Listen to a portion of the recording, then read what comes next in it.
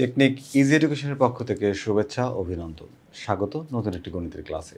আজকের এই ক্লাসে আমরা ভেক্টর নিয়ে আলোচনা করব এবং ভেক্টরের এমসিকিউ সমাধান করব। আজকের ক্লাসে থাকছে টাইপ 1। টাইপ 1-এ আমাদের যে ধরনের এমসিকিউ থাকছে তা হচ্ছে যে গুরুত্বপূর্ণ কিছু তথ্য, ভেক্টর সম্পর্কিত কিছু তথ্য নিয়ে আমরা আজকে আলোচনা করব। তো প্রথম প্রশ্ন আমাদের এখানে আমরা দেখতে পাচ্ছি আমাদের একদম 1 নম্বর কোশ্চেন। বলা হচ্ছে কি যে তোমার কোনো ভেক্টরের নির্দিষ্ট দিক ও ধারক রেখা নেই। দেখো, শূন্য ভেক্টরে কোনো দিক নেই, কোনো মান নেই, তার ধারক রেখা নেই। যার আদিবিন্দু এবং অন্তবিন্দু একই হয় তাকে বলা হয় শূন্য ভেক্টর।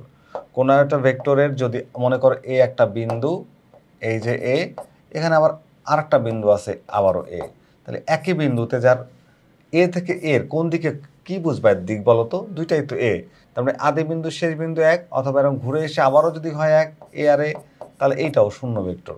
আবার মনে করো এই যে এ বি একটা ভেক্টর, তাহলে এখানে বি বিন্দু এ বি, আবার বি এ আর একটা ভেক্টর, তাহলে এর আদি বিন্দুর অন্তবিন্দু একই বিন্দু, তাহলে এটা শূন্য ভেক্টর। শূন্য ভেক্টরের মান নেই, দিক নেই এবং এর ধারক রেখাও নেই। আচ্ছা, তাহলে আমরা বুঝলাম যে কোন ভেক্টরের নির্দিষ্ট দিক এবং মান নেই, সেটা হচ্ছে শূন্য ভেক্টর। আমাদের পরের কোশ্চেনটা যদি আমরা দেখি, পরের কোশ্চেনে দেখো বলা হয়েছে কি যে এখানে যে ভেক্টরের আদিবিন্দু শেষ বিন্দু একই, কিছুক্ষণ আগে আমি বললাম যে ভেক্টরের আদিবিন্দু শেষ বিন্দু একই, মান নেই, দিক নেই এবং ধারক রেখা নেই, তাই হচ্ছে শূন্য ভেক্টর। তাহলে যার আদিবিন্দু এবং শেষ বিন্দু এক হয় তাকে বলা হয় শূন্য ভেক্টর। একটু খেয়াল করো, এখানে দুইটা ভেক্টরকে সমান দেখানো হচ্ছে। দুইটা ভেক্টরকে কি বলা হচ্ছে? সমান। Vector A is equals to vector B. তো দুইটা ভেক্টর তিনটা শর্তে সমান হয়। কটা শর্তে? তিনটা শর্তে। এক, তাদের মান সমান হবে, মান সমান। দুই, দিক একই। তিন, ধারক রেখা একই বা সমান্তরাল। ধারক রেখা এক হবে বা সমান্তরাল হবে। অর্থাৎ এই তিনটা শর্তে দুইটা ভেক্টর হচ্ছে তোমার সমান হয়। এক হচ্ছে মান সমান হতে হবে দুইটা ভেক্টরের, দিক হতে হবে একই এবং ধারক রেখা একই হবে বা সমান্তরাল হবে। এখন দেখো এর মধ্যে দেখবো আমার কোনগুলো এখানে আছে। দেখো, এ এবং বি এর মধ্যে ধারক রেখা পরস্পর লম্ব না, ধারক রেখা একই হতে হবে। আর এ বি এর ধারক রেখা পরস্পর সমান্তরাল। আমাদের হয় একই হবে ধারক রেখা, নাইলে হবে সমান্তরাল। তাহলে সমান্তরাল, এটা সঠিক হবে। এ ও বি এর মান অসমান, চলবে না। মধ্যবর্তী কোণ, কোনো কোণ পাতলে হবে না। কোণ হবে যত ডিগ্রি কোণে থাকবে, 0 ডিগ্রি থাকলে 0 ডিগ্রিতে হবে, সমান্তরাল হবে। ওকে, তাহলে আমাদের কোশ্চেন হচ্ছে খ, হচ্ছে আমাদের কোশ্চেনের অ্যান্সার। পরের কোশ্চেনে যদি আমরা যাই, পরের কোশ্চেনে আমি যে একটু আগে যে কথাগুলো তোমাদেরকে বললাম যে শূন্য ভেক্টরের জন্য নির্দিষ্ট দিক নেই, তার মান নেই, তার কোনো ধারক রেখা নেই, তাহলে এখানে এখন আমরা বহুপদী একটি প্রশ্ন পেয়েছি। প্রশ্নটি দেখব। এখানে আমাদের 4 নম্বর প্রশ্নে দেখো, এর দিক নির্ণয় করা যায় না, প্রথমটাই ভুল। তো এখানে দেখতেই পাচ্ছ কোনো কি বলতো, কোনো একক উত্তর নেই। এক যেখানে থাকবে সেটা ভুল, এটা ভুল, এইটা ভুল, এটাও ভুল, তাহলে এটা সঠিক। এবং দেখো পরম মান শূন্য, হ্যাঁ শূন্য ভেক্টরের মান শূন্য হয় এবং ধারক রেখা নেই, ধারক রেখা নেই, তাহলে এক তো ভুল প্রথমেই পেলাম, তাহলে বাকি দুইটা অটোমেটিক্যালি সঠিক হয়ে যাচ্ছে। এরপরের কোশ্চেনটা যদি আমরা দেখি যে শূন্য ভেক্টরের ক্ষেত্রে একই কোশ্চেন আমরা দেখতে পাচ্ছি যে শূন্য ভেক্টরের ক্ষেত্রে পরম মান শূন্য, সঠিক। ধারক রেখা নেই, এটাও সঠিক। দিক নির্ণয় করা যায় না, এটাও সঠিক। কারণ কি, শূন্য ভেক্টরের কোনো দিক নেই, তো নির্ণয় করব কিভাবে? তাহলে সবগুলো যদি সঠিক হয়, আমাদের অ্যান্সার কোনটা বলো তো? অ্যান্সার হচ্ছে যে এই ঘ, 1, 2 ও 3। আমরা যদি পরের প্রশ্নটা দেখি, একটু দেখো, ভেক্টর দুইটা ভেক্টর আছে, একটা এ বি একটা ভেক্টর আর হচ্ছে বি এ একটা ভেক্টর। তো দেখতে পাচ্ছ দুইটা ভেক্টরকে যোগ করা হয়েছে। দেখো দুইটা ভেক্টরকে যখন তুমি যোগ করবা, যোগ করার পরে দেখবা যে দুইটা না, তুমি যতগুলো ভেক্টরকে যোগ করো তো দেখবা যে ভেক্টরের আদিবিন্দু এবং শেষ বিন্দু একই কিনা। এ বি ভেক্টরের এইটা হচ্ছে আদিবিন্দু আর বি এ ভেক্টর এটা হলো শেষ বিন্দু। তাহলে এখানের আদি আর এখানকার শেষ যদি একই হয়ে যায় তাহলে এটা শূন্য ভেক্টর। এটা কি? শূন্য ভেক্টর। তাহলে এর মানও শূন্য। এই দেখো শূন্য ভেক্টর, এটা আমাদের অ্যান্সার।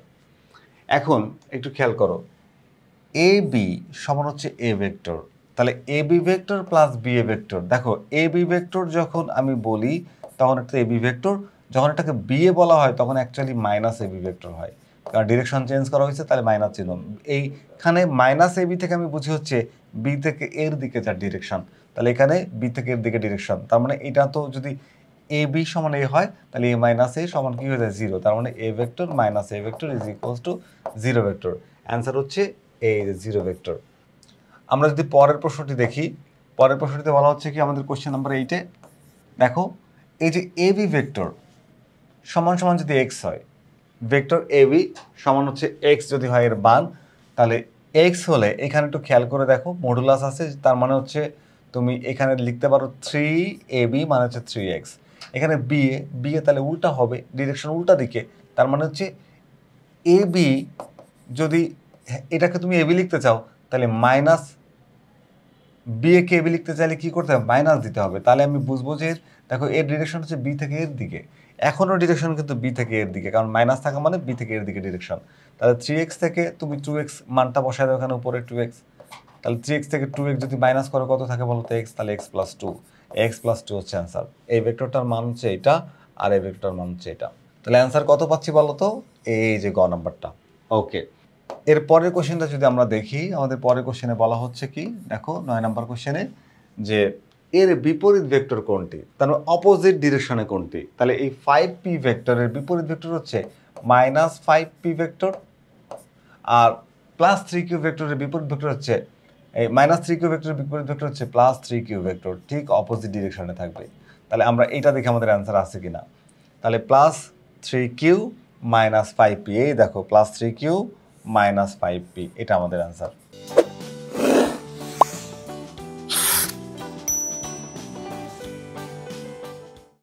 এর পরের কোশ্চেনটা যদি আমরা একটু দেখি, দেখো ভেক্টর এখানে বলা হচ্ছে কি 3a ভেক্টর -2b ভেক্টরের সমান্তরাল ভেক্টর কোনটি। দেখো ভেক্টর সমান্তরাল হয় সমান হলে, ভেক্টর সমান্তরাল হয় কি সমান হলে, সমান হলে ভেক্টর সমান্তরাল হয়। তাহলে এখানে আমরা দেখব এখানে অপোজিটে আছে নাকি একই ডিরেকশন আছে, সেম ডিরেকশন আছে নাকি অপোজিট ডিরেকশন, সেটা ব্যাপার না, ভেক্টর সমান্তরাল হলে সমান্তরাল হয়। মনে করো এ বি ভেক্টর, এখানে এ বি একটা ভেক্টর, এই যে এ বিন্দু থেকে বি বিন্দু, এ হচ্ছে ইনিশিয়াল পয়েন্ট আর বি হচ্ছে টার্মিনাল পয়েন্ট, তাহলে এটা হচ্ছে ভেক্টর। তো এই ভেক্টরটাকে যখন তুমি মাইনাস দিবা, এটা এ বি ভেক্টর, এভাবে যদি তুমি এটা লিখতে চাও যে বি এ ভেক্টর অথবা মাইনাস এ বি ভেক্টর, মাইনাস এ বি ভেক্টর মানে হচ্ছে ডিরেকশন চেঞ্জ হয়ে গেল, মাইনাস এ বি ভেক্টর মানে কি বলতো, এর ডিরেকশন চেঞ্জ হয়ে গেল। এখন ডিরেকশন হলো কি বলতো, বি থেকে এর দিকে, তো বি থেকে এর দিকে যখন বোঝায় তখন ডিরেকশন হয় এই দিকে। ওকে, তাহলে এটা হচ্ছে বি এ বি, তার মানে বি থেকে এর দিকে ডিরেকশন। তাহলে ডিরেকশন চেঞ্জ হইলেও এরা কিন্তু সমান্তরাল থাকে, সমান্তরাল হচ্ছে মধ্যবর্তী ডিস্টেন্স, এটা সেম থাকে। তার মানে হচ্ছে তুমি যদি এই ভেক্টরগুলোকে মাইনাস দাও, অপোজিটে চলে যাবে, বিপরীত চলে 180 ডিগ্রি কোণে ঘুরে যাবে। তাহলে এর ঠিক বিপরীত ভেক্টর, এর মান বিপরীত হোক তবু ভেক্টর সমান্তরাল হবে। তাহলে বলতে সমান্তরাল ভেক্টর নিচে কোনটি, তাহলে দেখবো সেম ভেক্টর পাওয়া যায় কোথায়, সেম পাইলে সেটাও সমান্তরাল হবে অথবা ধারণরেখা সেম হবে, আর যদি অপোজিট পাও সেটাও আবার সমান্তরাল হবে। তাহলে আমরা 3a কোথায় আছে দেখো, 2a, এইটা হলো 3a, এই যে 3a, কিন্তু মাইনাস, সমস্যা নেই, মাইনাস হলে সমান্তরাল হতে পারে। আর 2b, এই +2b, তাহলে -2b, এটাই আমাদের অ্যান্সার। ওকে, যেহেতু আমরা পাচ্ছি সেম ভেক্টর কিন্তু শুধু সাইনটা আলাদা, পজিটিভ আর নেগেটিভ, নেগেটিভ পজিটিভ, তার মানে দিকটা পরিবর্তন হলো, দিক বলতে পুরোপুরি একদম বিপরীতমুখী দিক হলো, কিন্তু এরা সমান্তরাল থাকবে। আচ্ছা, এরপরে দেখো এই জায়গাতে আমরা দেখতে পাচ্ছি 11 নম্বর কোশ্চেনে বলা হচ্ছে যে P M vector plus N vector সমান সমান কি, তাহলে গুণ করে দাও। এই পির সাথে এম গুণ করলে হচ্ছে পি এম ভেক্টর প্লাস পির সাথে এন গুণ করে দাও, তাহলে পি এন ভেক্টর। এটা হচ্ছে আমাদের রেজাল্ট, এটা হচ্ছে খতে আছে, এই খ হচ্ছে আনসার। পরের কোশ্চেনটা বলা হচ্ছে কি, দেখতেই পাচ্ছ এটা হচ্ছে অ্যাসোসিয়েটিভ ল, অর্থাৎ সংযোগ বিধি, ভেক্টরের সংযোগ বিধি। ইউ আর ভি আর ডাব্লু যদি তিনটা ভেক্টর হয় তাহলে আমরা লিখতে পারি এর জন্য ইউ ভেক্টর প্লাস হচ্ছে ভি ভেক্টর, এর সাথে থাকবে হচ্ছে plus W vector, is equals to, এখানে প্রথমটা নাও, U vector plus V vector plus হচ্ছে ডাব্লু ভেক্টর। এটা হচ্ছে ভেক্টরের অ্যাসোসিয়েটিভ ল বা সংযোগ বিধি, ভেক্টরের যোজনের সংযোগ বিধি। এটা তোমাদের টেক্সট বুকের মধ্যে সরাসরি আছে, সেখান থেকে একটু দেখে নাও, এর প্রমাণটা আছে। আমরা এটা জানি যে এটা একটা সূত্র বা সংযোগ বিধি, এটা অ্যাসোসিয়েটিভ ল, এটা তাহলে আমরা হচ্ছে এখানে আমরা অ্যান্সার দেবো যে এটা হচ্ছে ভেক্টরের অ্যাসোসিয়েটিভ ল। আচ্ছা, এখানে যদি এক কাজ করা হয়, ধরো যে এখানে আমাকে যদি দিয়ে দেয় এরকম করে যে এ ভেক্টর, ধরো A vector plus A vector আর হচ্ছে মনে করো যে বি ভেক্টর আর সি ভেক্টরের জন্য, তাহলে এখানে অ্যাসোসিয়েটিভ লটা কী হবে বলো তো, এই এ ভেক্টর প্লাস হচ্ছে বি ভেক্টর, আর এটাকে ব্র্যাকেটে আটকায় দিয়ে তুমি লিখতে পারো C vector, is equals to, এখানে এ ভেক্টরটাকে আলাদা করে দাও, প্লাস এর মধ্যে থাকবে হচ্ছে বি ভেক্টর প্লাস হচ্ছে সি ভেক্টর। এইটারও কিন্তু ভেক্টরের অ্যাসোসিয়েটিভ ল, অর্থাৎ সংযোগ বিধি। এটা কি ভেক্টরের সংযোগ বিধি। তো আমরা সংযোগ বিধি বুঝলাম। আমাদের নেক্সট কোশ্চেনটাও কিন্তু দেখো, যেটা বলেছিলাম বা মাত্র যেটা বুঝাইলাম সেটাই কিন্তু এখানে দেওয়া হয়েছে যে ভেক্টরের যে কোনো ভেক্টরের ক্ষেত্রে এ বি ও সি এর জন্য এটা আসলে কি হবে। এই দেখো, এ ভেক্টর প্লাস হচ্ছে বি ভেক্টর এর সাথে যদি ব্র্যাকেট দিয়ে যোগ করো সি ভেক্টর সমান সমান তুমি এ ভেক্টর আর প্লাস দিয়ে বি ভেক্টর প্লাস হচ্ছে সি ভেক্টর। এটা হচ্ছে ভেক্টরের সংযোগ বিধি বা ভেক্টর যোগের সংযোগ বিধি। যেভাবে প্রশ্নে থাকবে ওইভাবে অ্যান্সার হবে। তাহলে আমাদের অ্যান্সার হচ্ছে এই সংযোগ বিধি এটা।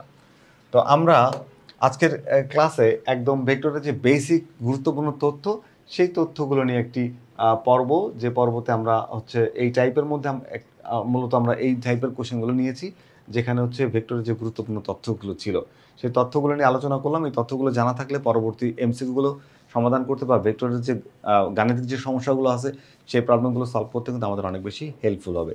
তাই আজকের ক্লাসটি আশা করি তোমাদের ভালো লেগেছে। পরবর্তী ক্লাস দেখার আমন্ত্রণ জানিয়ে ক্লাসটি এখানেই শেষ করছি। আল্লাহ হাফেজ।